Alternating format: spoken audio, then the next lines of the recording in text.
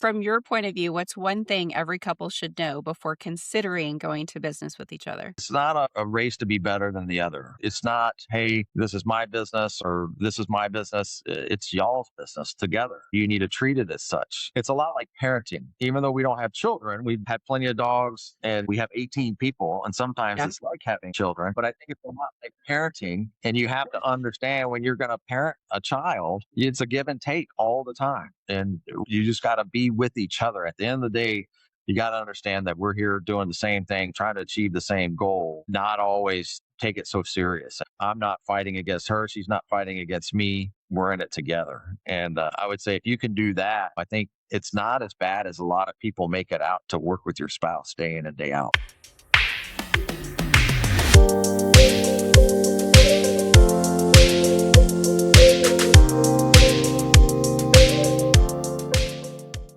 Hi, I'm Christy Honeycutt, your host for Inside the C-Suite, where execs get real about leadership, impact, and what truly drives high-stake decisions. Most people think luxury is what they can see.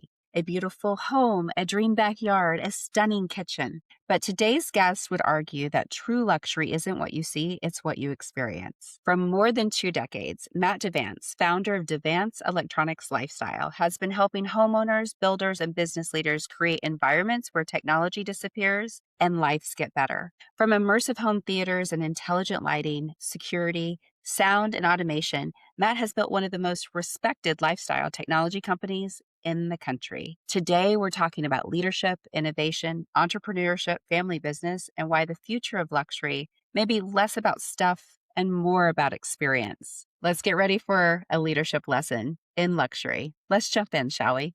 Matt, I am so stoked to have you on the show. Not only are you a very near and dear friend, you are a leader that I respect and admire. Thank you so much for joining us. I know that my introduction did not do you justice. I would love for you to introduce yourself and a little bit about what you do. Most definitely. I'm excited to be here as well. I've been looking forward to this since we first talked about it. Matt DeVance, I'm the founder of DeVance Electronic Lifestyle, and we are celebrating 24 years of being in business this year. And I founded the company really more of a service than a provider, if you will. I feel like the products we provide, what makes them really something that everybody can enjoy is really the service after the fact because it's technology. And as we know, technology can have hiccups. And when you have a hiccup, you want to have somebody that you can call to square away whatever the problem is. And I learned that early on in my career is it's really more about fixing people's problems when they arise and servicing them and being of service that I really found that I enjoy as much as I enjoy the technology that we provide as well. So we're really a technology provider, but I look at us as a big service provider of that technology as well. If that all Well, makes sense. I know that you are on our speed dial in this home, so we very much appreciate you.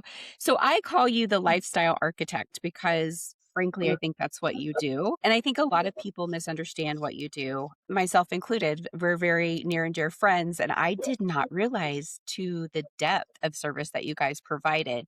So when someone says that you install smart homes, smart businesses, what do they miss? What does that mean? The specialty that we put ourselves into where we can really make technology shine is when we can get in early and beginning in a project. So let's say somebody's building a house or even building a business, an office space, and we can get in at the beginning and ask the right questions of what do you expect or want technology to do for you. And I think that's really where we shine. And it's our job to understand what the client's looking for, but then also let them know things that they probably never knew existed, which happens a lot when I'm going through my introduction phase and I'm asking these questions. And then I say, did you know that technology could do this, this, or this? Most people didn't have a clue. Like, I never knew that that was even possible. And that's fun for me, introducing the technologies that are up and coming to clients so they can have that help them, whether it's helping them in their day to day business or helping them in their day to day personal lives. So, to your point, we are really being that architect to take technology and making it to where it can help your life be better every single day, or at least more enjoyable, if you will. So I know that you're big about experience. And for those of you watching, if you ever find yourself in the DFW area, you have to check out their showroom. It's incredible. I was in one of your theaters and you played Top Gun. And we could hear the chain hit the ground. It was insane. I've never seen or heard a movie like that before. So I know you're really big into experience. So, what's the difference between technology and experience from your point of view? Sure. The experience side is what technology can do for you. The technology we're installing is there to provide the experience. And to your point, when I'm working on putting together a media room or a theater for a client, my goal is when they're watching that movie, everything else disappears. All their problems go away. They may have a really rough week. All that just goes away, and they're truly enveloped into that movie as if they were there physically, wherever it may be, on that jet with Tom Cruise flying around. It takes them to another place, which I find is what I really enjoy because it's almost like time travel, what we're providing, because I'm taking them away from their problems, away from any concerns they may have. At least for an hour or two, I can put them in a specific area where they just enjoy whatever it is they're doing. And hopefully they're doing it with loved ones. That makes it even better. Well, I can tell you for sure, I did not touch my phone the whole time we were in there. So, and that's very unusual for me. So, thank you for that. So, what problems do your clients come to you to solve? Quite a bit. Technology can be frustrating, whether it's, hey, I'm not connecting to the internet, or my smart doorbell's not working, or my lights aren't coming on, things like that. And there's certain challenges, especially if it's a little bit of an older technology. Maybe they purchased a home and it has some older technology and they want to integrate some newer technology. That's always a challenge too, trying to get those two to talk to each other. So that's kind of a big one right there. And we do our best as the technology will allow us to merge old to the new. And then it just kind of depends on what it is they're looking for that technology to do for them. So I'd say that's probably the biggest challenge is some of the old stuff merging with the new stuff, and it's changing all the time. Yeah, that's for sure. Are you finding in this multi generational place that we find ourselves in, are you finding that some users kind of adapt to the technology faster than others? And I know that I'm on the other because I am really bad with our technology,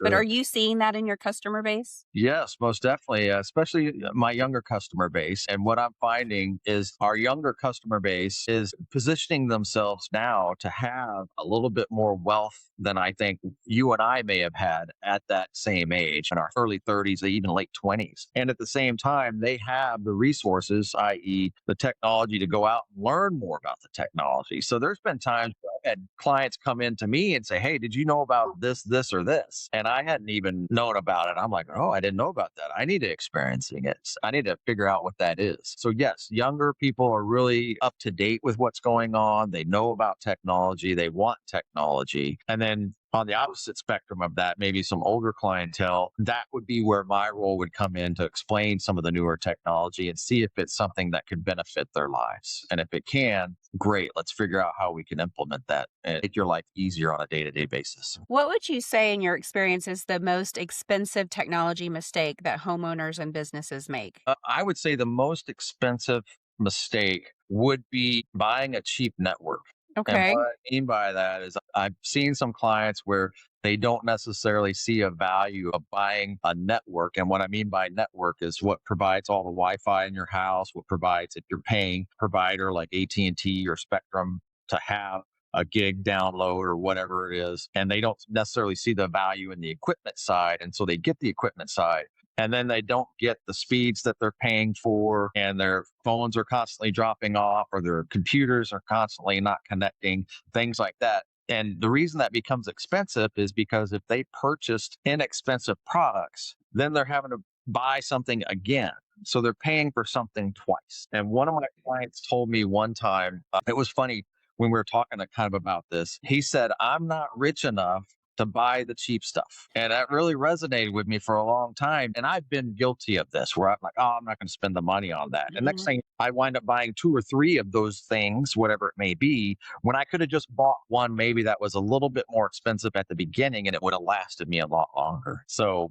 I think that's probably the biggest mistake is if an end user or a client tries to do something very inexpensively, but it doesn't work out and then you wind up spending again and again and again, where if you just would have maybe cried once at the beginning, and got it over with, you would have been happier in the long run.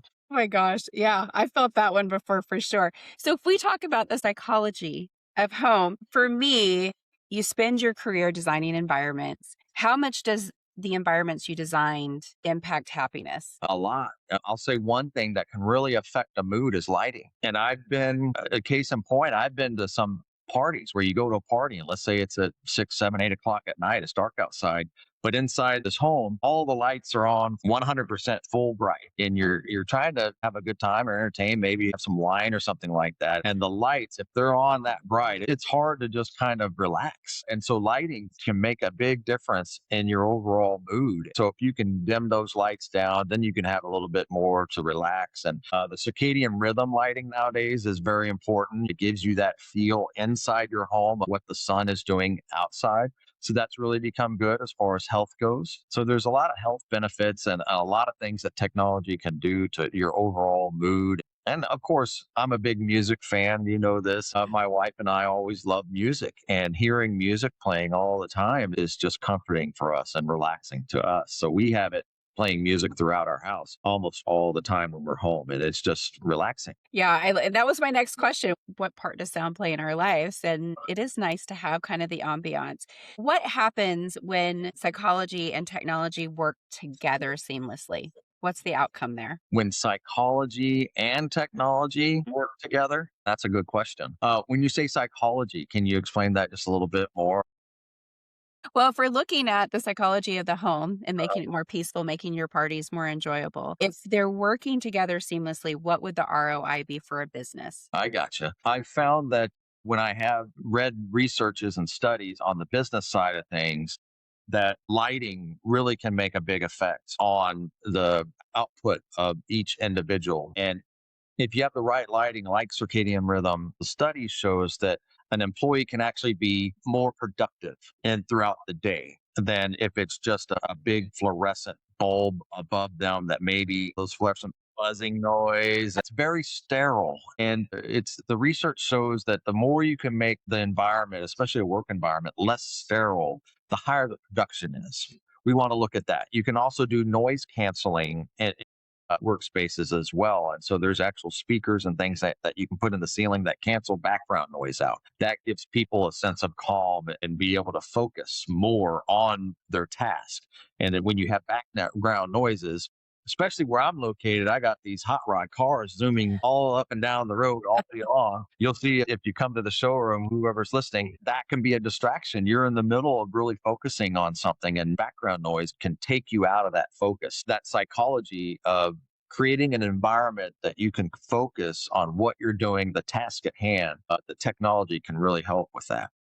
Are there any favorite projects that you're working on right now that you can share? Yeah, there's quite a few. Where we're located, we're kind of in the heart of a lot of automobile clubs and garage. Mhm. The custom garage community has really taken off, where you purchase a garage and you create these man caves out of them. Those to me are fun because the person that purchased one of those garages, that's their goal, is fun.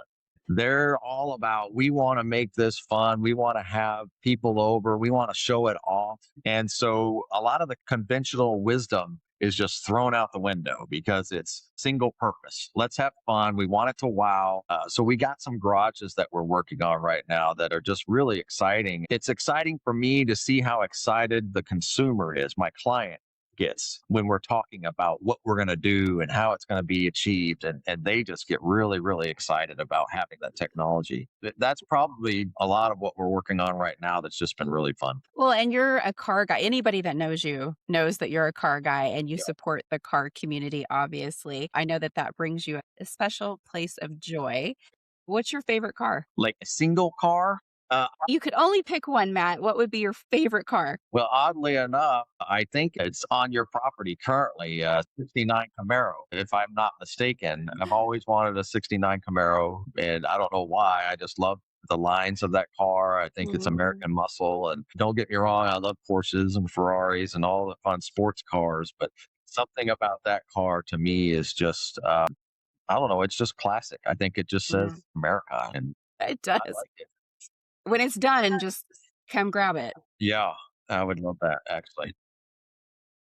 I have a feeling it will be done this year. Well, we Yeah, hope so. fingers crossed. I know that you work a lot in the luxury market, and there is a luxury client mindset, I find. Mhm. And I'm just curious because I know that you work with athletes and executives, entrepreneurs, affluent families. What patterns do you see? With those clientele, the pattern really is they understand, to your point, the luxury market. Let's say they're going to go on vacation. They're going to pick a hotel where they know the Ritz, what they're going to get, right? And I think that's really what we try to hone in on is if you're going to do business with us, we're going to provide an expectations for ourselves, but not only for ourselves, for you. And it's going to be a luxury experience. And that's something that you just know if I work with DeVance, I'm going to get a luxury experience. And that's what they're paying for. And that's what they expect. And that's what I've taught all of my people what it's about. It's about that experience. It's about that quote unquote lifestyle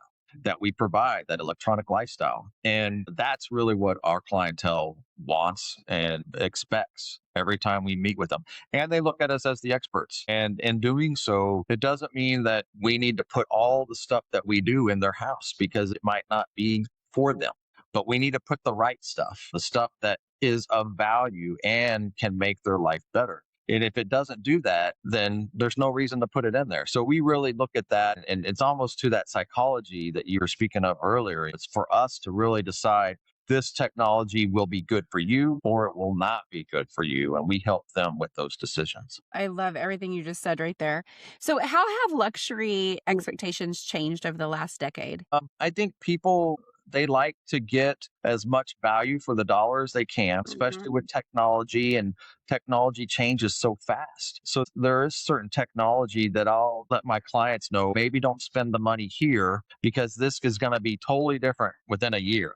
And you're going to be updating it or upgrading it or replacing it. So let's not necessarily focus putting your dollars here. Let's put it in some place that makes a lot more sense. I call it slow moving technology. So you want to put your money in slow moving technology, not fast moving technology. Because if you put in fast moving technology, you're almost wasting your money because you're going to be doing it again next year and again the following year and so on and so forth. So I think that's really how I try to guide my clients and create that value of technology.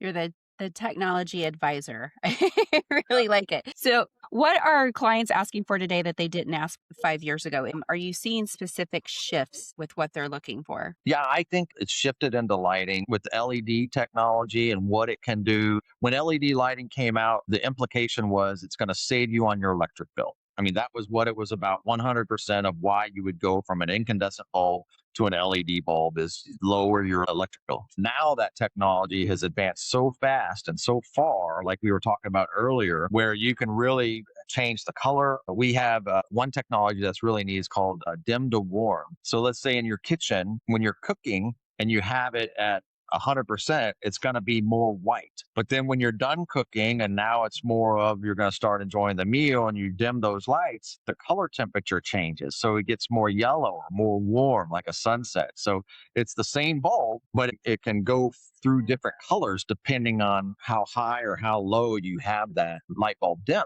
And so I think lighting has become something that it just wasn't there in the past, but over the past 5 years, it's really progressed in its quality and the feature sets that it has. And it can really change the overall feel of a house quickly.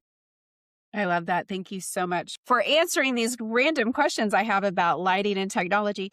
So, I know your spouse, and I often call her your bride, and anybody that knows you knows that she is your ride or die. So, what's it like building a business with your spouse? Yeah, I'll state on that. We just celebrated 24 years of being married, June 1st. And when I started the business back in 2002, that was actually the same year we met. And I started the business, and really it was myself and a couple installers working out of the house and building it. And she was working for corporate America. And she saw all that I was going through to build this business. And in 2007, she left corporate America and joined on. And her reasoning was she saw the struggles that I was at. I was almost at a ceiling, if you will, of just what I could physically do in a day. which was meeting with clients, putting together quotes, putting together the design itself, ordering product, delivering product, paying bills, all the stuff that goes along that we all know as an entrepreneur you do when you have a business. So she came on board and she was a catalyst of finding the right people to take things or take my hats away. Talk about wearing multiple hats, right? So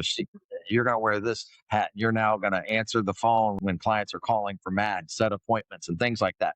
So she really got us organized, if you will, and she got us out of the house into our first showroom. And then we bought a building in 2019. And what's been great with her is we're kind of a yin and yang, and we understand that. And I think that's the key. If you're going to be in business with your spouse, you have to know their strong points and your strong points and their weaknesses and your weaknesses. And if you treat those like a yin and yang, like if it's my weakness, I need your help with this because it's your strong point, and recognize that. And I think where we've been successful too is we don't have egos between each other with the business. Even though I started it and she came on, she's still my partner, not only in the business, but also in life. And we need each other back and forth. There's things that she can do in the business that I'm not good at and I can't do, which is great. We need that for each other.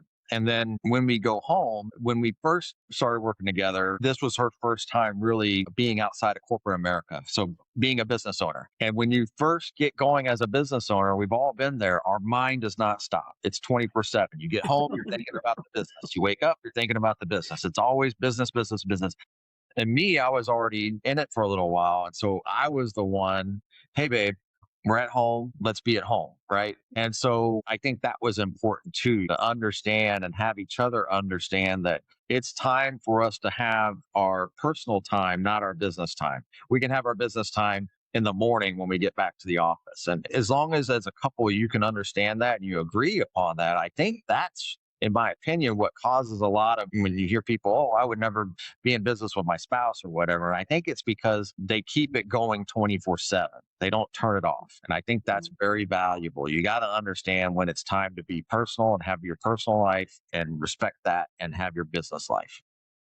I absolutely love everything that you said, and you answer all of my questions before I get to ask them. This is why you're such a great guest. But when you guys have disagreements, who wins? Great question. I think we both win because there's a lot of times we know when something's important to the other person and we can tell, hey, this is very important to this person. This is not the fight for me to stand on the hill, right? You're gonna die on this hill. Right. Exactly. Being with each other now 24 years, we understand that. And I think that's really important. Understanding I don't always have to win. And she understands she doesn't always have to win. But at the end of the day, our goal is that the company wins, right? So if I need to stand down because what she's saying is right, like I was saying earlier with my ego, it's not about an ego. It's, hey, you're right. Let's go that way. Mhm. I think it makes us where we both win. And we don't use that against each other later. Like, oh, remember this fight? I won it. We put that away. When it's done, it's done. We move on. So I think that's key too. Just let it go and understand we're both here to achieve the same goal, and that's success for the company and success for our people. And if we agree upon that, which more often we do, then there's been a couple times. And like I said, I think we just get to a point where we understand this is important to the other person, and Mhm. I'm going to accept that, and I'm going to stand down, and we're going to do that. So, what leadership lesson did you learn from your spouse? To let things go. She's really good at what kind of like what we are just talking about. If there's something that is very passionate to one of us, and when it's done, it's done. Let it go. And sometimes there's things that happen, like let's say it doesn't work out with a client. And we really wanted this client or whatever, and we just weren't a fit. And you just got to let it go and just say, look, that's the nature of the world, and that's just going to be it. You can't make everybody happy 100% of the time. And sometimes we're just not a good fit for people. And sometimes they're not a good fit for us. And you just got to let those things go. She really taught me that to be able to let things go and not, I'm a Cancer. So I kind of harbor these things for a while.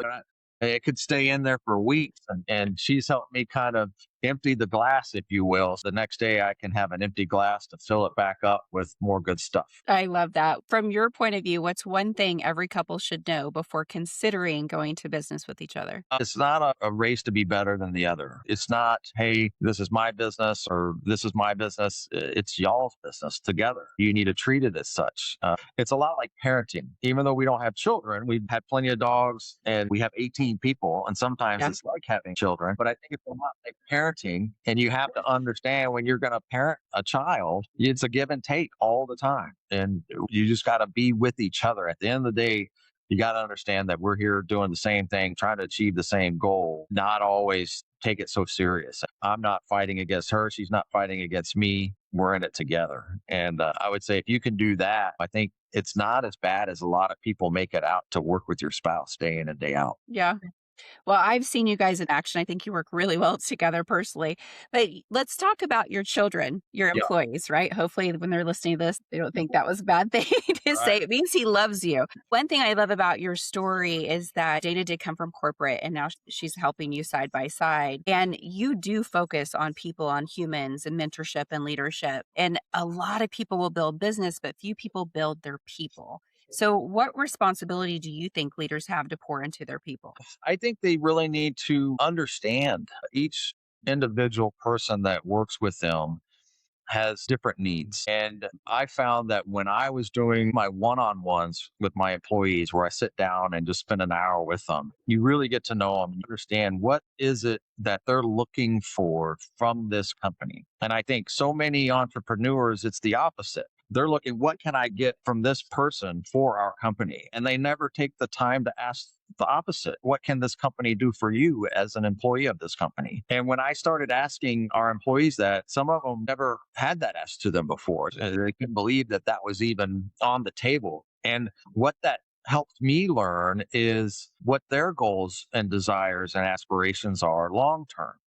Because maybe it's a technician that today they're out there going through attics and installing TVs and things like that, but their aspirations are, I want to be overseeing a group of technicians. I want to be a project manager, or I want to be a salesperson or things like that. And I think taking the time to talk to your people and ask what the company can do for them, it's created longevity with our people because we're showing them that it's not a one-way relationship, that it is a two-way relationship. We want to give as well as receive, and then in turn do the same thing back for us. And so I've had plenty of people in the company where they've actually been able to move up in the company to a different seat because we started having those conversations. And I think so often when you don't, what happens is the person just thinks there's no room. They hit a ceiling. And so they have to go somewhere else to continue their growth pattern. And that might not be the case most times. It just, what happened was is their manager or their owner just didn't take the time to understand where did they want to go and where can the company help them be. So they lost a good employee because they just didn't take the time to get that information.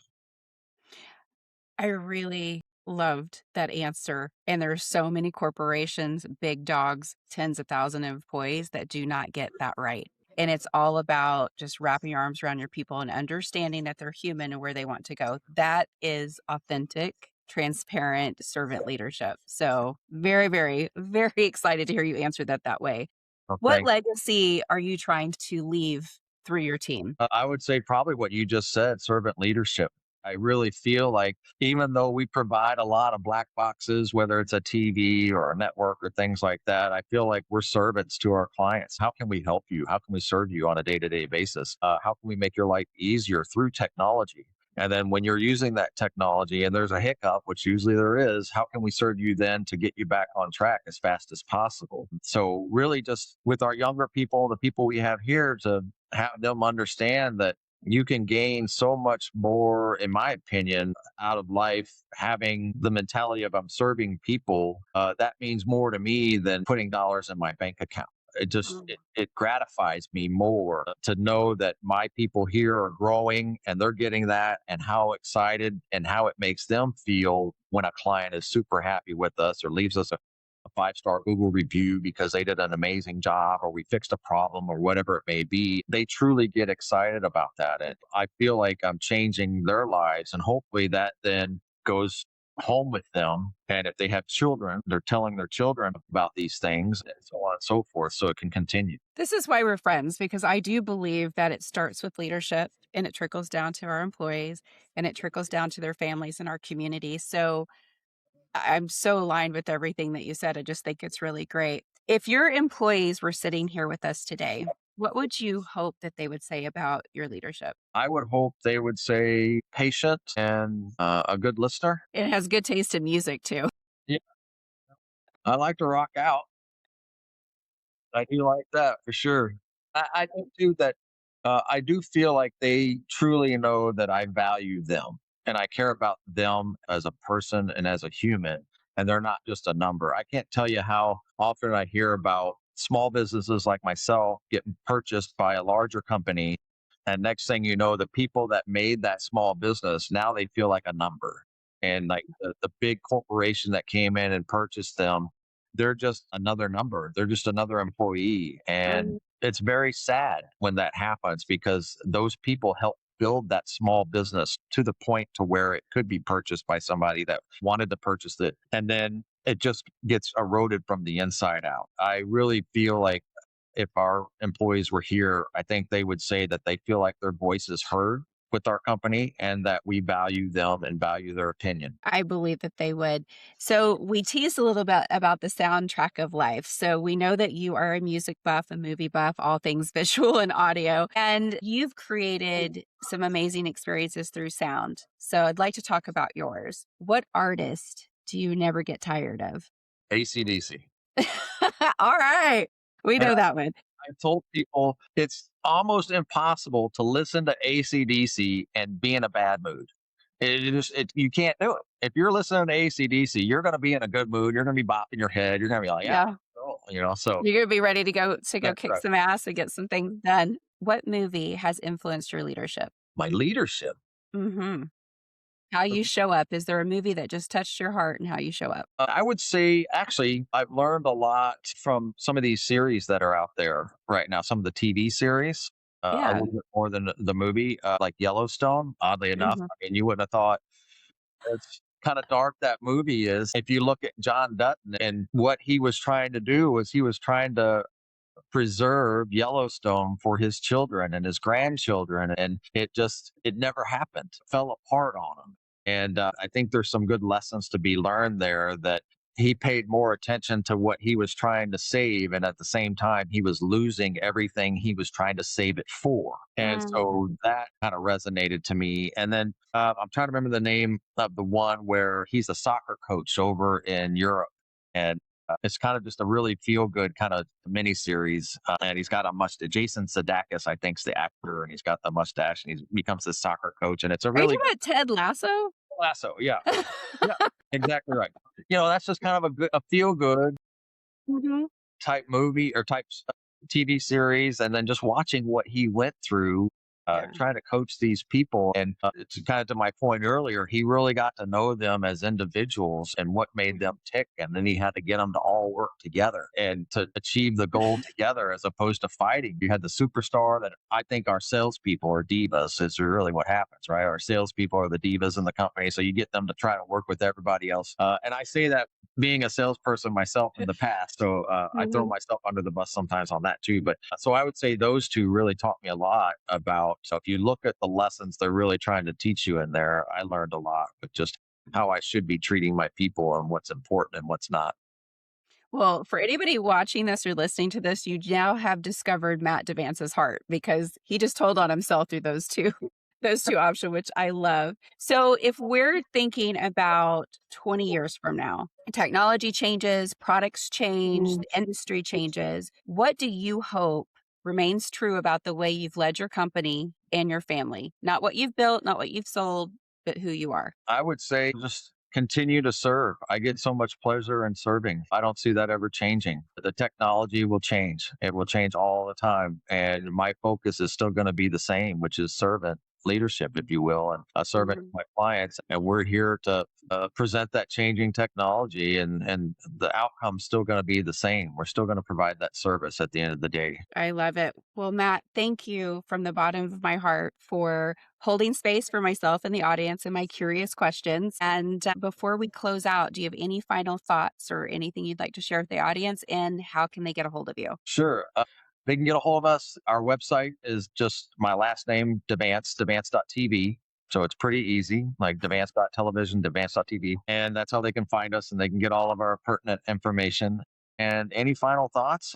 I've just enjoyed talking with you today about it, about our business, about how our minds work. And hopefully somebody sees this and maybe they're a young entrepreneur and it helps them with some of their decision making going forward. And it's not all about the money all the time. I think you can have better success if you make it about your people, and Mhm. money becomes a byproduct of just doing the right thing and taking care of your people, and all the rest just kind of falls into place. And so I would say, I hope that's what happens. Me too, my friend. Me too. Well, thank you so much for joining us on Inside the C Suite. Please like, follow, and subscribe, and go check out this guy and his bride. You will not be disappointed. Ciao. Bye.